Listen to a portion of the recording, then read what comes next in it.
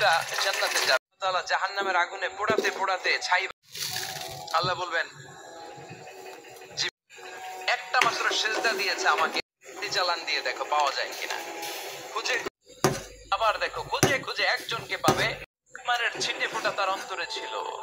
আল্লাহ বলবেন যেহেতু ছিটে ফোঁটা আছে, অনেক মায়ের খেয়েছে, ওকে বের করে জাহান্নাম থেকে বের করে একটা নির্ধারিত দূরত্বে রেখে দাও। রেখে দেওয়া হবে, কিন্তু জাহান্নামের আগুনের লেলিহান শিখা ঝলসে যাবে।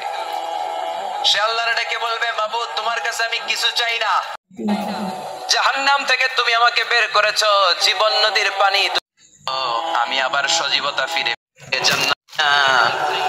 শুধু নিরাপদ একটা দূরত্বে আমাকে নামের আগুন আমারে কষ্ট দিতে না পারে। আল্লাহ জান্নাত চাই না, কি চাই না, কি চাই না, জান্নাত চাই না, কিন্তু জাহান্নামের আগুন আমারে কষ্ট দিচ্ছে, এতটা দূরত্বে রাখো যাতে